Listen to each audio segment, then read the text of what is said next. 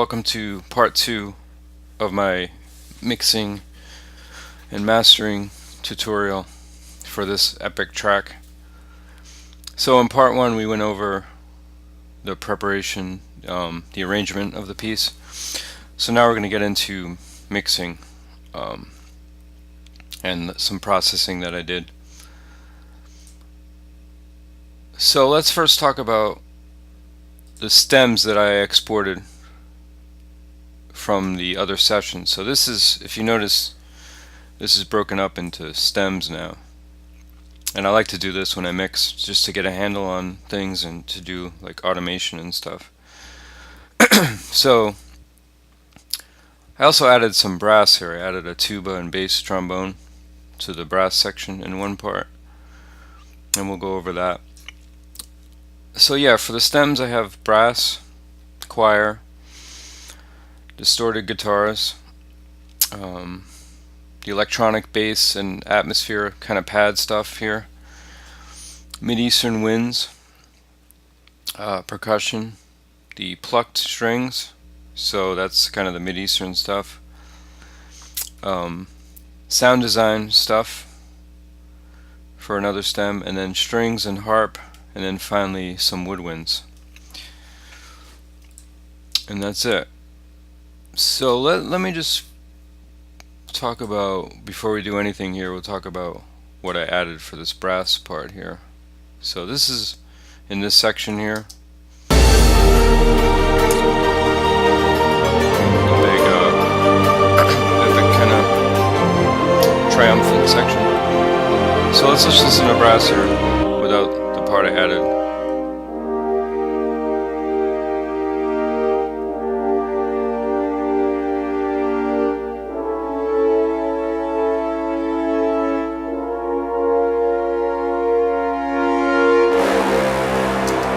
Alright, so it's missing, so it has, you know, the horns and the trumpet, so we're missing, and also trombones, but we're missing the bass there. So what I added was just this sort of bass notes here.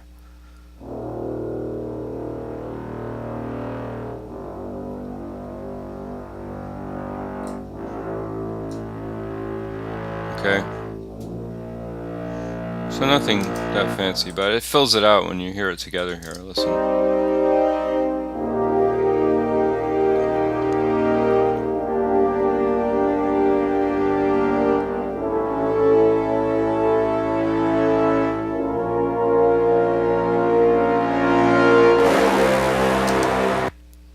Okay, so since we're in the brass here, let's talk about some processing. I didn't do anything for the bass and the tuba here, but for the brass stem I high passed it because I didn't want any. Let me just show you what's going on here if we didn't high pass it. I'll take this off.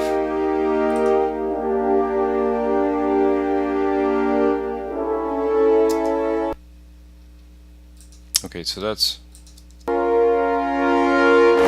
alright. See right there? Watch what happens. Right at the end of that, we're getting some low-end frequencies from the room, wherever it was recorded. See that there? So I high pass it to get rid of some of that here. Right, not a drastic high pass, you know, it's 24 dB per octave, 75 hertz. But yeah, I just like to kind of clean up the low end there to leave space for when we have like subs and stuff like that. Okay, so that's the brass. We're going to talk about, I'm just going to go through some of the processing now, then we'll talk about some automation that I did. Choir, no processing really, but I, you know, did some automation. Guitars, I did some EQ on it. Let's listen to the guitars here for this section.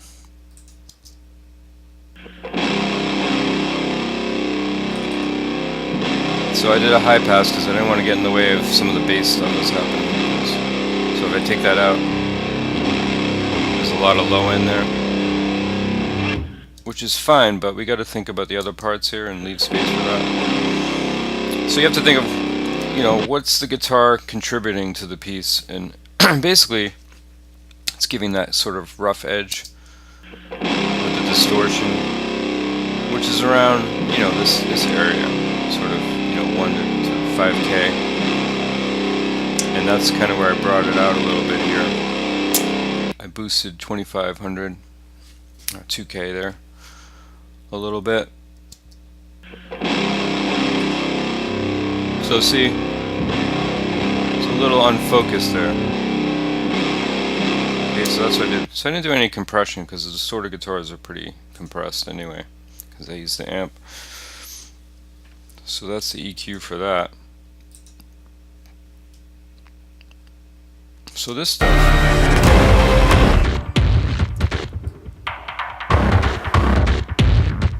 I did some alright, first I EQ'd it.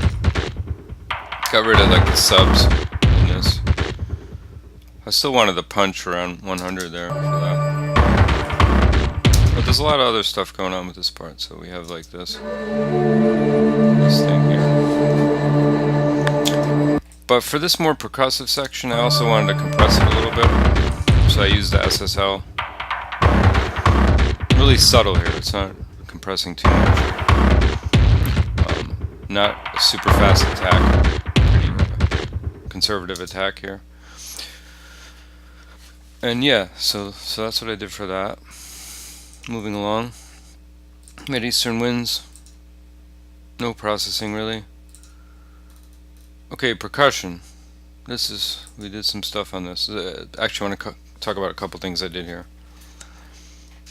I did a parallel compression, but before we get to that, I wanted to control the dynamics a little bit on this. So, first of all,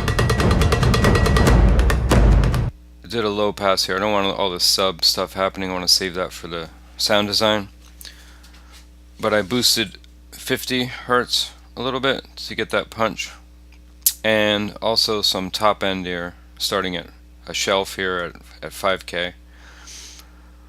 So let's listen to that. Take off the compression. So yeah, I wanted to bring out some of those higher percussion with the Doombeck. For the SSL, I didn't want to go too much on this because we're going to do parallel compression, so pretty subtle here. Fairly fast, not really fast attack, but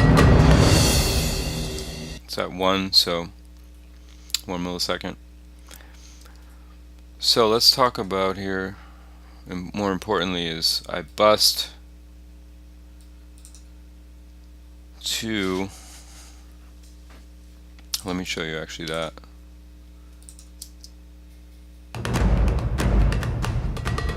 This is pretty low in the mix, but it's underneath the, I like to do that parallel compression here. It's a little more aggressive, so we use the API, give it some punch here.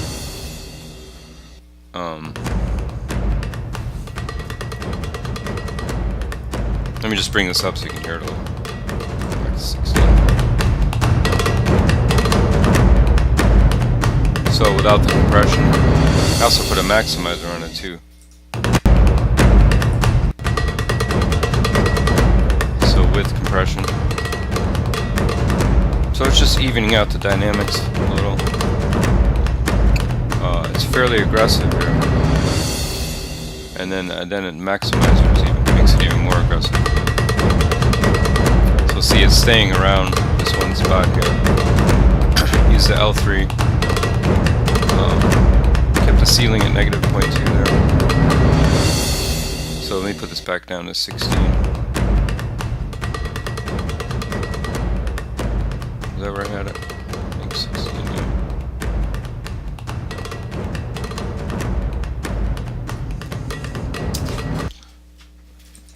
So listen to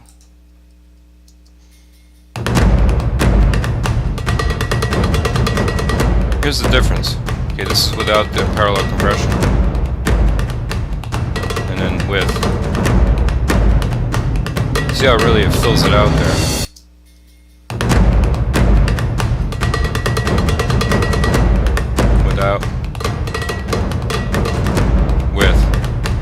it makes the percussion section a lot bigger there, and also controls the dynamics a little bit. Okay, moving on. Plucked strings. Some EQ here, just high pass a little bit, because there's nothing that low anyway, so there's no, it's not necessary to have any of that. This kind of stuff.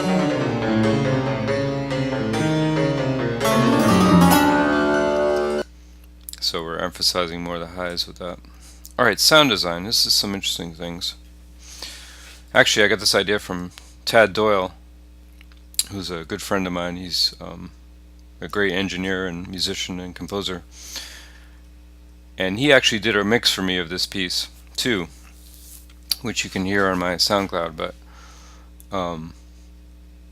for the sound design, to bring out the sub harmonics,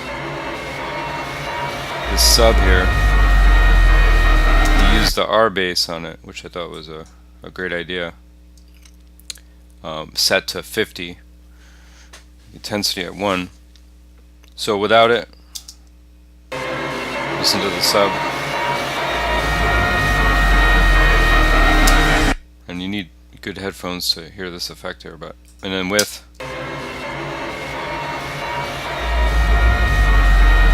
so it really brings that sub out, which is good. But as a result, you got to kind of watch the. See, I had to do some automation here, and we'll talk about that. As far as EQ goes on this, a little. I did something at 25 here because I did want the sub drop, but I didn't want it to go that low. I just wanted to go like to from 50 to like 30 or whatever. Okay, and then the strings. Did some EQ on it. Nothing major.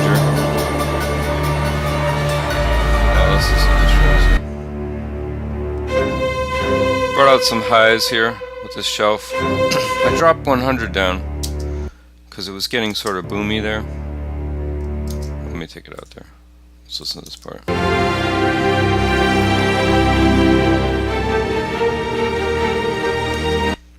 So there was sort of see, there's a kind of like boom there. So I brought that out a little. And I did a low pass here because that's a lot of the room is getting through there. Getting some resonant tones there.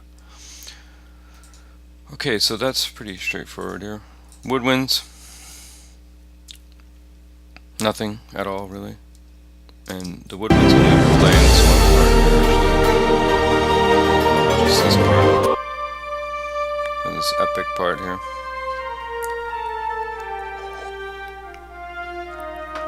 No, whatever, the triumphant part. Okay, so that's that for processing.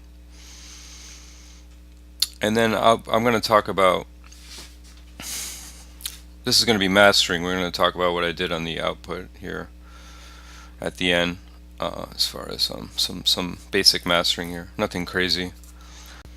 Okay, so for automation, this is really an important part. Probably the heart of a mix is the automation, because that's where the energy comes from in a mix. And I think a lot of composers, you write the piece, but then you sort of skimp on the mixing, or you don't treat it as another process. And I think that's why it's good to export the stems, even if you're not using a person to do the mix, a mixer, and you're just doing it yourself. I think it's still good to export the stems so you can kind of see what's happening with the groups, and automate, and bring certain things to the forefront that maybe didn't come out with the arrangement as much. Especially for something like this, it's a pretty dramatic track and you want to sort of heighten the drama. Okay, so let's see what I did here. And I'm going to leave off this processing here. We'll talk about that. This is some stuff I did for the mastering. Pretty simple. It's not really in-depth mastering, but just a little something that you should do before you deliver your track, or if you don't have a separate mixer or someone to master. Okay, so here we go. Okay,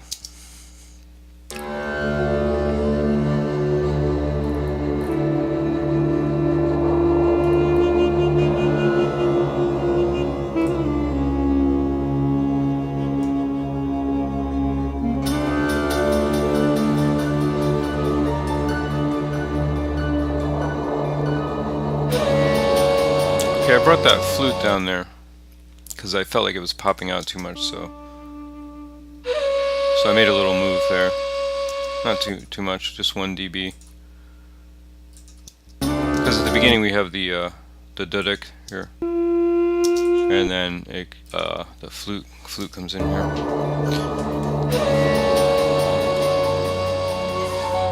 It stays down to 3. Did a little dip in the percussion here, because here we have this sort of changy thing here, that's fine, but then I brought it down by -5 dB here, -0.5 rather. Also the plucked strings here, that's something to talk about. So this figure is kind of central to what was happening here, or it's an important part of it. And in this part, that kind of just doubles the strings, the low strings. So I brought that back a little bit, set it in the background.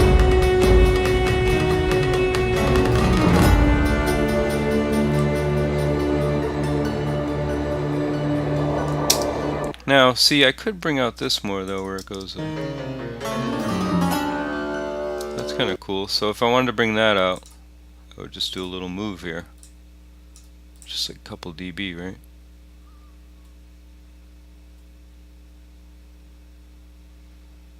Yeah, maybe like there. I'll catch it a little earlier, maybe.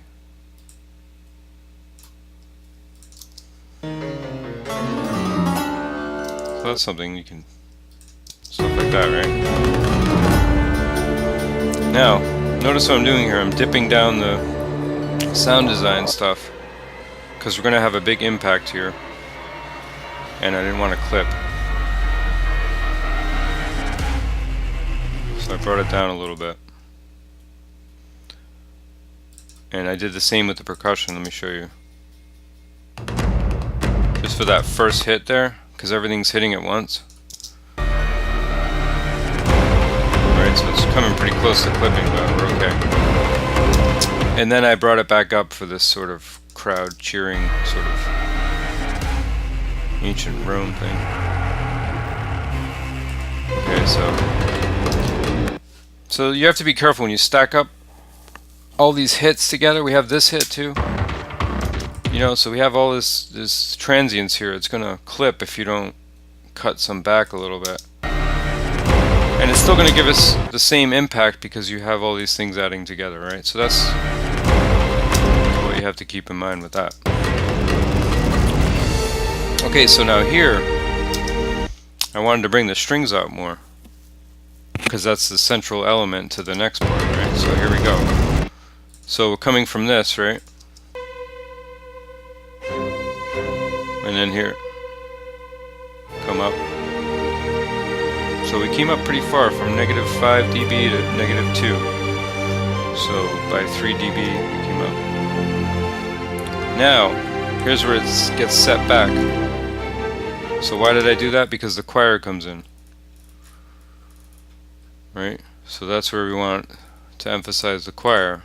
So here we go, check this out.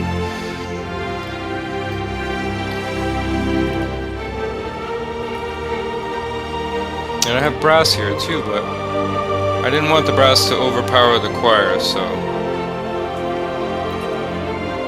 I set that back a little bit too.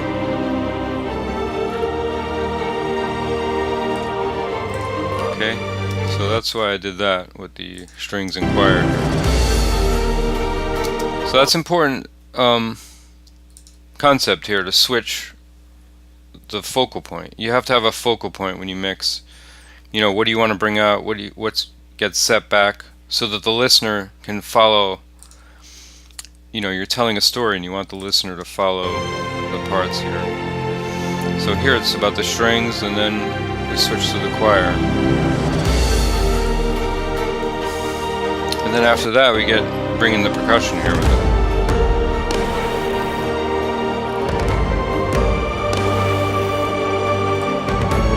And we got some woodwinds here too. Alright, so here comes another big impact. So I did the same thing. I dropped down these two elements here. Right, we're still getting that impact.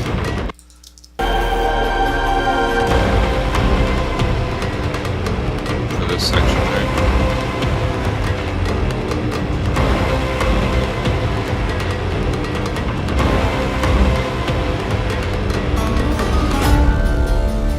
Okay, I brought the strings way up here because we have this stuff in the bass,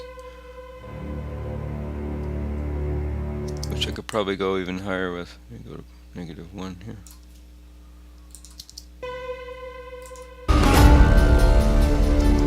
And we brought this run out again too, and the plucked strings, right? And then it's all about the atmosphere here. This going back to this initial part of the piece here. So bringing these things back. So I brought this up again. So we're coming from this thing, which is sort of like a. So from this to that, right? To bring us out of the piece.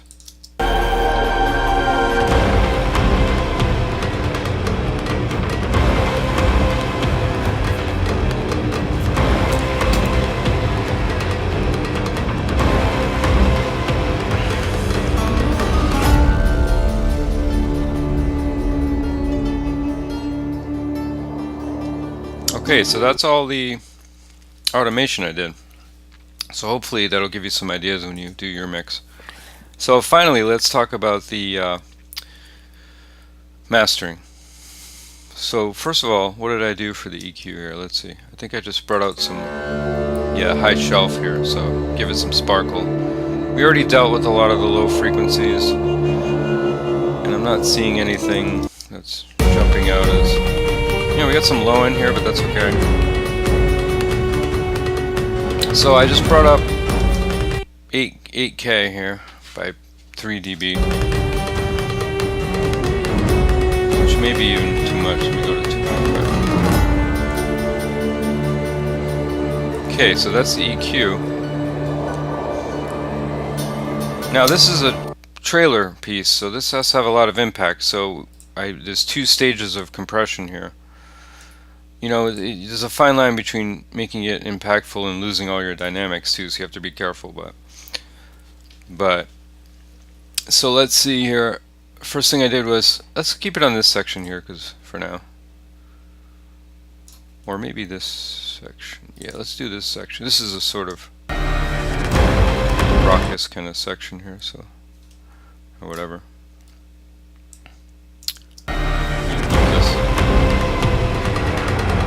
So I added SSL compression. Let's check that out. So see, it brings everything to the forefront.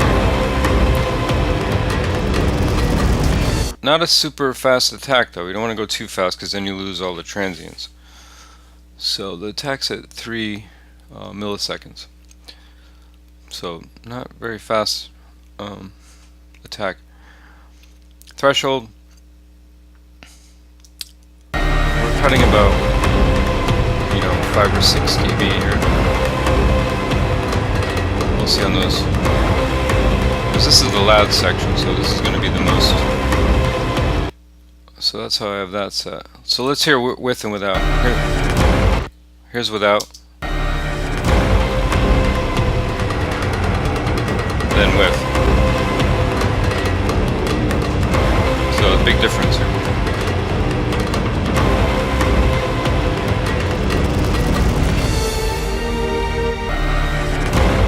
Okay, so on top of that now, I put a maximizer. I use the isotope right, so that really pins it there.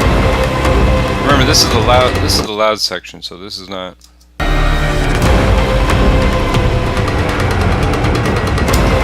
So let me show you those settings. It's basically just the maximizer. I have it this preset, but I took off the imager and the equalizer.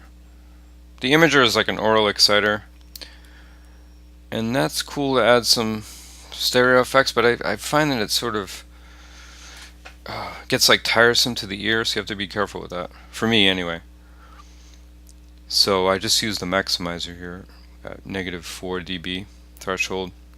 The ceiling, I always go 0.1 instead of 0. I like to stay under.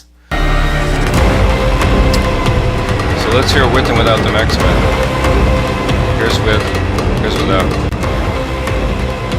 So bringing everything pretty forward there.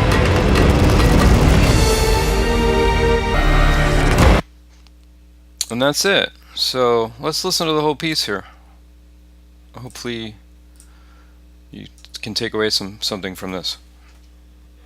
Okay, so I'll leave the automation on so you can see it. Here we go.